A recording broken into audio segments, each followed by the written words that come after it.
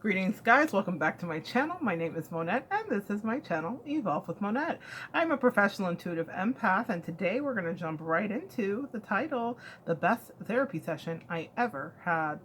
The best therapy session I ever had just happened a few weeks ago, and it was something that was brought on by me needing to heal after the ending of a very long-term relationship in my life that was incredibly precious to me, but also became very toxic in the last couple years for me. I want to also talk to you about this real quickly before we go into the therapy session.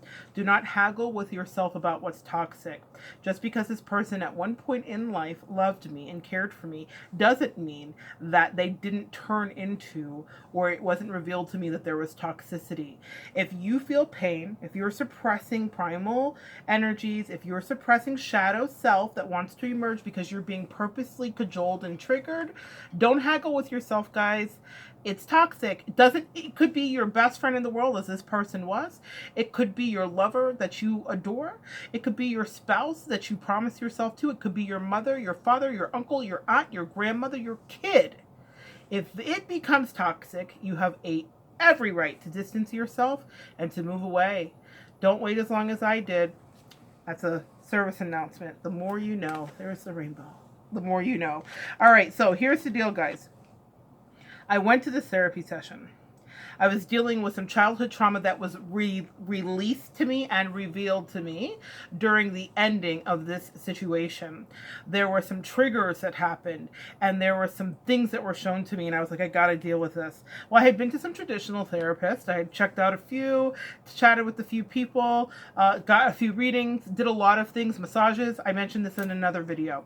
And so I did these things thinking I'm going to integrate. Well, what I needed ironically enough, was just a hug. And you say, well, couldn't you get a hug from your spouse?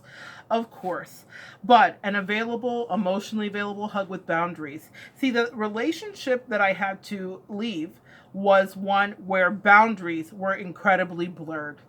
Boundaries of all kinds. And so this session where I went to get a hug with a cuddlist specialist, I must be insane, but I did it. And it was probably the best therapy I ever had in my life. Now, what I loved about this were there were all these incredible boundaries written into this contract. A cuddlist is something you can look it up. They've been on the cover of Forbes, and they are a Fortune, I think, 500 company, if I'm not mistaken. I could be wrong about that. But they are world renowned. And they are especially prevalent in California. But what it is people that become a therapist or that become a cuddlist, a specialist. And, you know, my therapist and I discussed it. She was like, I wish it had another name like touch therapy or something like that. But it helps people with PTSD that have been to war. It helps people that have been through a recent breakup, as I had been in this friendship breakup. It helps people that are getting divorced or lacking intimacy in their marriages. So there are subsections of things that you will be helped with when you go to this therapy. And you would think, well, if you're a guy going to see a girl, how does that work? What about arousal? All of these things, find videos on YouTube. There are lots of information. So I was looking for someone, and I had someone in mind. I kind of felt like I needed some grandmothering, not just mothering, right? And I know you would say, well, just go to your mother or your grandmother. Well, my grandmother was passed, and she wasn't that kind of grandma, if you know what I mean. She wasn't the huggy, touchy. She's very West Indian, very stoic. My mother, very stoic. So these hugs, you see the childhood issues here? Not a normal thing for me. So I was thinking, how am I going to get healed here in this deep place that was revealed to me in this situation that I had to walk away from? And so I went there and I filled out the paperwork and I did all the stuff, and I go in and it's this really cool room, and she's got like a little faux fireplace and a bed and a couch, and you can specify what you want your session to be. Do you want to lay down fully? Do you want to sit up? Do you want to hold hands on the couch? Do you want to go cook something and get something to eat? There are various tiers of services that were available for companionship. Sometimes people that are moving into a new city utilize these cuddlists in order to connect because they're lonely. So this is a service out there. I know it may seem odd, but that's what I'm here to be, the guinea pig, guys. That's what I'm doing as an empath. We're going to test stuff out and figure it out. So in my quest to get healthy and reintegrated, I saw her. And we were there, and I was able to talk through my situation. And it was hilarious because within the first 5 minutes, you know, I like to tell a story. I'm a laugher. I have a good time. But within the first 5 minutes, she was like, "How did you not know that this whole situation was a shenanigan?" And I was like, "Girl, I don't know. I don't know what I was thinking," as I was going through some of the more specific things that happened in the last week that before that situation ended. That's a story for another time, y'all. I'm gonna let some more time pass. I've got some videos that are unlisted that I've already loaded while it was fresh, because my angels asked me to talk about the situation while it was fresh and maybe load them within a year and revisit it. So I definitely have some stuff to say about that, but you guys will hear that. It'll be a bit of a trickle. So if you see it, understand it. It happened all at the same time, but you may hear about it at different times as I feel led to share. All right, guys. So back to the session. So the first thing was we did a hand-to-hand press, and we just kind of connected. And this is something that I had done, ironically enough, in my past with someone, and when I wanted us to connect. And then we just kind of connected, and there was some beautiful music. She let me choose, lights up, lights down. We washed our hands, coronavirus. She was like, shoes off. She was West Indian. She's not the person I would have picked. I'm going to be honest with you. I wanted someone that was maybe in their 60s and that was older. Like, that was kind of what I was looking for. I was looking for grandmother energy. She was my age, if not younger, super ambitious, entrepreneur, like me, all that stuff, very West Indian, so we kind of connected right away with that. It was not what I would have picked at all, because that's not where I see nurture. My own culture, I don't feel like can always be very nurturing. If you're West Indian out there, no offense, but if you have parents and aunts, you understand.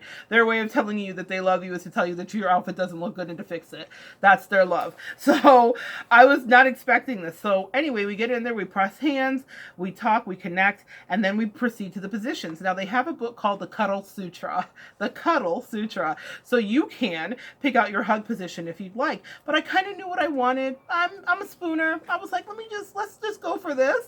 And I had talked to, heads up y'all, yes, this is a ring on my finger. I am married. And I talked to my husband about it. I'm a very transparent person. I don't play games. I don't like pull any shenanigans. I'm pretty honest about what's going on in my life. And I was like, look, I am struggling right now and I need to heal, and I'm going to try all these different modalities. So he'd been watching me deal with various therapy sessions on the phone, in person, all the things I've been doing. God bless him. He was so patient, and has been so patient in this process. However, so we get there and I'm like, you know what? I'm a spooner. We're going to keep it pretty practical, but I wanted to be in control because it was an uncomfortable and new situation. So I asked her if I could spoon her. And so she allowed me to, and I started to talk, and we laughed and we talked, and she asked me if it was okay to hold my hand or to lace fingers or whatever. She said that I was her second woman that she'd ever had. Usually it's men. And so I was like, are you comfortable? Are we good? And she was like, no. And let me tell you guys, we melted like butter. It was the most comfortable thing I've ever weirdly had happened communicating with a stranger. So here's the thing, the bonus of this, not every cuddlist is this, but my cuddlist happened to also be a psychotherapist. So I chose her specifically for that reason. Like I said, she wasn't what I was picturing aesthetically, but she was exactly what I needed emotionally and mentally. And gosh, don't our angels know how to love us, and they send us exactly in the right direction. So I was sent in the right direction with her. It was exactly what I needed. Crazy hair, guys. You know how it goes. And so I was sent in the right direction with her.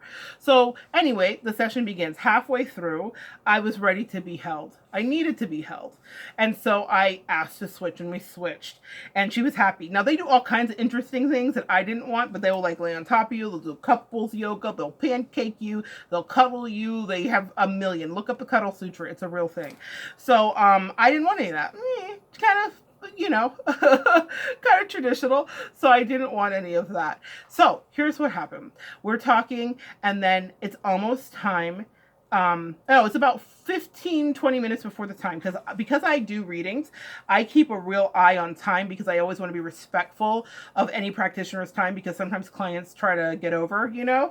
So I always am like super like, it's almost time. So 20 minutes to our time, she was like, you know, I'm going to reach down. Is it okay if I move my hand from here? I'm going to reach down and I'm going to grab this blanket because my feet are cold. Now, when I came in, she'd asked me, how do you want the fan? You want it hot? You want it cold? What do you need? And I was like, turn it all the way up, homie. I want it cold, cold, cold. I'm always hot. So she did, but she was getting cold. Now, this was the thing that I took away of this session. Sure, we talked. Sure, it was comfortable and cozy and I felt embraced and warm and received and seen. But this was the part that I want you empaths that are watching to get. I said, well, it's okay. We can just turn off the fan, because as an empath, what will we do? We will overcorrect, right? And she said, Net, no time in this session am I your responsibility. Which is funny. We'll talk about that in a second. At no time in the session am I your responsibility. I know how to take care of myself. But she said it to me, not a snarky way, not a catty way. She was like, I know how to take care of myself. And she said, if I can't regulate my body temperature with this throw that I have purposely put here to make sure that I am safe and warm and cozy, then we will talk about a compromise with the fan. But my needs do not have to, just to meet my needs doesn't mean that you have to forfeit your needs. Y'all, when I say I was like, douche, douche, douche, I was like, this is the magic of good therapy. In that one moment, in that one microcosm, she gathered all of my edges and she knitted them together, and she identified exactly what I was there to seek help for: boundaries. I don't have to carry anybody. I don't have to be everything for somebody, especially when they're not showing up for me. I'm pissed about it. And I'm so happy to be able to say that, not just with a smile on my face, but with the anger in my belly still. Not about her, but it made me realize that in the relationship that I was there to get counseling over, I had always thought that it had to be an all or nothing on either side. And a lot of it was me giving way more. And I thought, what brilliance in her way of communicating to me. It doesn't have to be all or nothing, Monette. We can find a compromise because adults talk to each other. Adults tell the truth to each other. They share feelings and they establish boundaries that feel comfortable for one another. In the dwindling last moments, as I sat in front of a graveyard trying to communicate my truth in a situation that led me to the therapy session, to the person that I had held dearer above most, she refused to engage with me. Not just in understanding what our boundaries were, but in any conversation like an adult. And I realized in that moment when she was telling me about the fan that that's what I need, that's what I deserve, and that's what I will never not settle for. When I came home, I left several relationships because I realized that in order for me to grow, including this one, okay, the ring is on, but we took a minute because I was like, you know what? This isn't about anybody else anymore. I don't want anybody in my life that can't articulate love for me, that cannot stand in their truth to me, that cannot be honest with me about the way they feel. I deserve it. I give it to the world. Okay, I work with clients across the world, and I deserve to have it in my most intimate and private relationships. I shall not settle. But I will tell you, that session ended with me saying we're 5 minutes to. And then I asked her a question because she said, this reminds me of a situation I went through.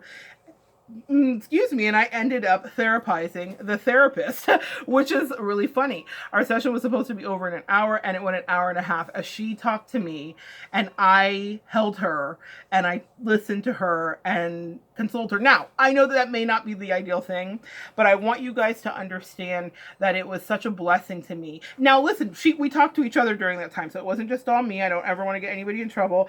That's why I'm mentioning no names. But I definitely felt this connection, and I thought, I want to do this. So that's something that I am now certified, going through the certification process of, not certified yet, going through the certification process of, because I realized that this is like the therapy I was born to do.